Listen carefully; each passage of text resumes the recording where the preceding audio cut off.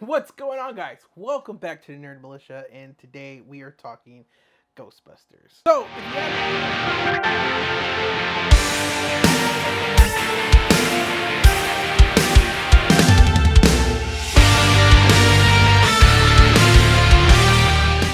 if you haven't seen it, I'm truly sorry, but this is just going to be a spoiler town, and it was amazing. So much so, I mean, like, I'm going to rehash the 2016 Ghostbusters. I mean, I just really want to, and I want to say I don't want to, but I just want to, because I was a defender of that film when it first came out. I mean, like, before I saw it, and I saw all the hate, and I especially experienced the hate from friends, and, like, I mean, like, people who've never even seen Ghostbusters, who were just like, oh, it's all women, it's gonna be horrible. And I was just like, guys, like, are you kidding me? First of all, the trailer was absolutely bananas. I mean, like, was the trailer a lie?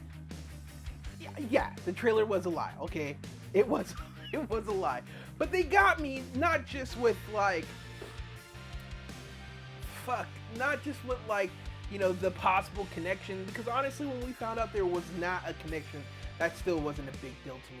The fact that the old Ghostbusters were gonna pop up as cameos, as different people, that wasn't bad to me. I was so excited for it because it had a new look. I was a fan of the ghost look of how they looked in the movie. I love that blue hue. That was fucking amazing. I loved the equipment they had. The shooter, that gimmick was fucking awesome.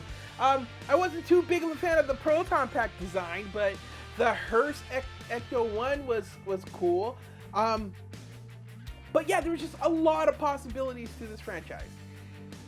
So when I saw it, oh my gosh, guys, I am not a big crier, okay?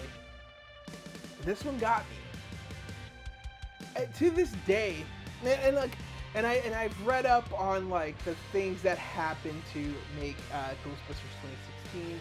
I mean, a lot of it can't be blamed on the actors. However, I think we need to start blaming actors again, because in the world that we have Edward Nortons who will get a script and will be like, well, this script is shit, let me rewrite it. Or like the Ben Afflecks who tried to write Batman, you know what I mean? Like, there should be more of that. Like, as an actress or an actor, you should be able to, everybody on that cast is seeing Ghostbusters, so, and especially since there's, like, so many SNL alum in Ghostbusters that SNL cast ended up in the 2016, I think somebody should have been like, what the fuck is up with this script?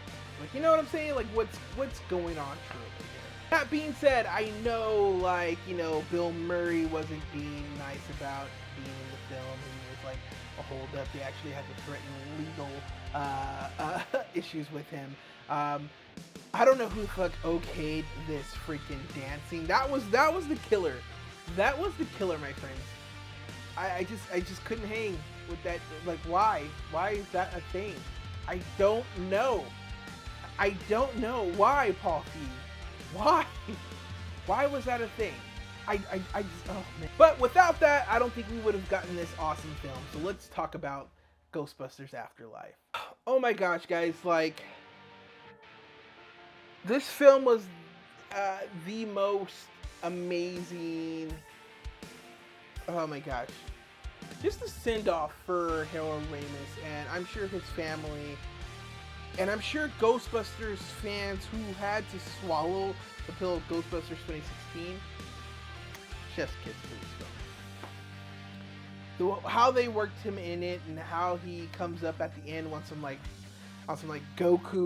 Gohan level stuff, amazing. And I'm sure his family was so excited about that. I mean, like, if you've watched the documentary Ghost Heads, and if you haven't, I suggest you go watch that. But that role does mean a lot to his family and to his fans. I mean, people were getting Egon but not forgotten tattoos. I mean, come on.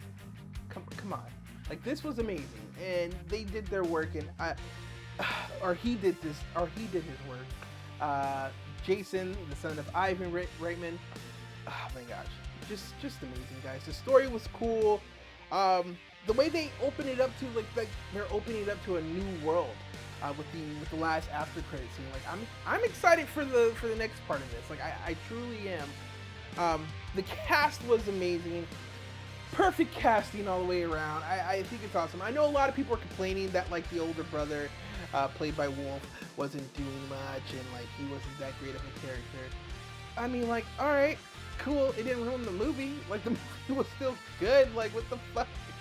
Like it was not that big of a negative to make me go like, ugh, what? Oh my god! Like this kid wants to work in the summer and try to get a girl's number. Like, ugh, like that wasn't the case for me. Oh my gosh, it was just amazing. Guys, I'm a huge Ghostbusters fan, okay? I grew up watching the cartoons. Believe it or not, I watched the Ghostbusters out of order. So the first Ghostbusters I've ever seen was Ghostbusters 2. And again, I know a lot of people don't like Ghostbusters 2. A lot of Ghostbusters fans are not a fan of Ghostbusters 2, but like, I'm in it. Like, I love the soundtrack. I love the Bobby Brown tracks. Like, Bobby Brown was killing it. FYI, if you want to go on YouTube and watch Bobby Brown pick up possible drugs off the MTV stage whilst singing his hit song from the Ghostbusters 2 soundtrack, YouTube it. It is quite amazing. This man's level of skill in dancing back then, like, what the fudge.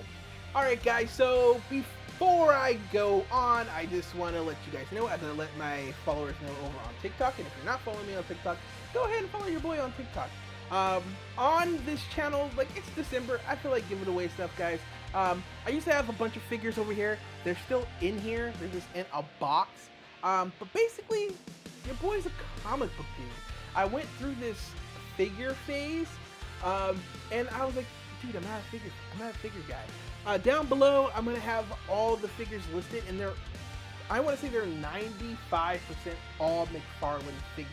So if you want a figure, guys, all you gotta do is, like, you know, first be a subscriber, follow me over TikTok and Instagram, and comment on this video. One lucky commenter will get a figure of their choice. You just let me know.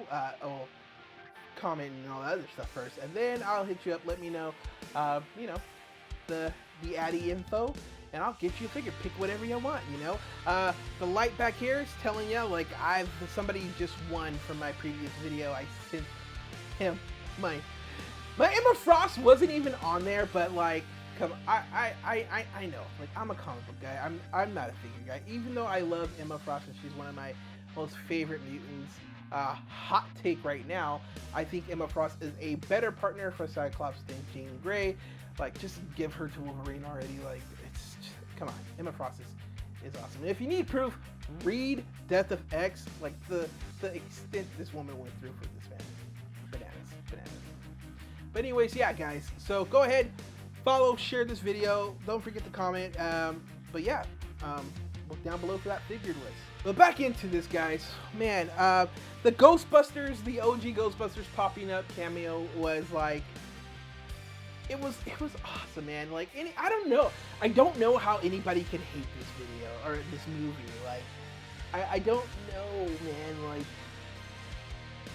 and I don't know as, like, how does Melissa McCarthy, our Leslie Jones, Kate McKenna, fudge, I'm blinking on the other lady's name, but even Paul Feig, like, if they've seen this movie, like, how do they feel now? Like, because my question would be, like, why couldn't we have done this? Like, why did we go so drastically the other way? I don't know. I do not know. And so, for those of you who may be worried, like, oh, this is like a kid's movie, this was a family's movie, but who knows what the future's going to bring, because Winston is reopening the firehouse. He's looking for a new team. It's probably going to be adults.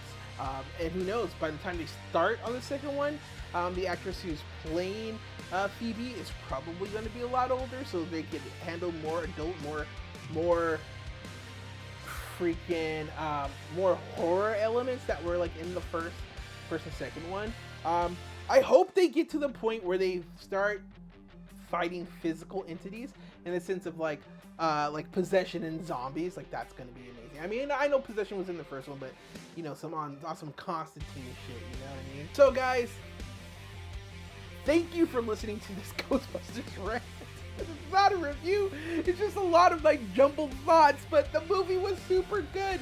If I had to rate it, it's a 10 out of 10, man. It was so much freaking fun. You got the Ecto one, you got the Proton Packs, you got the most awesome, the most incredible send-off to Harold Ramis and his character Egon. Jason Reitman, man, he did an amazing job. And it just shows you that, like, if a property is put in the hands of somebody who cares, you're gonna win. You're gonna win. And I love that this kid had a lot riding on him. It's the relaunch of Ghostbusters. It's his father's property, so he had to prove something. He had to show his dad, like, hey, like, I can do this. Like, I'm so good at directing, because this guy's got some bangers in his list, some films that he's banged out that are pretty dope, right?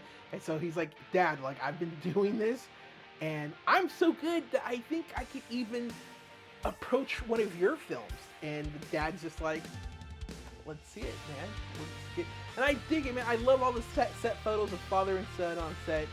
It was like, how could this film not do good? I mean, like, just the warm vibes from it, man. It was so good, man. It was so good. Watch it. I've seen it like 3 times. No, I've seen it twice, but I will see it a 3rd time. And it's gonna be great. Oh man. Speechless. Freaking speechless. That's how good it was. Go watch it. Go love it. Man, I love Ghostbusters. It was good. Alright guys, as usual guys, you know, do the whole deal. Subscribe, like, hit my other social media pages. Share this video. Let's continue to build. And like I said, as usual guys, I'll talk to you guys later. Stay excellent.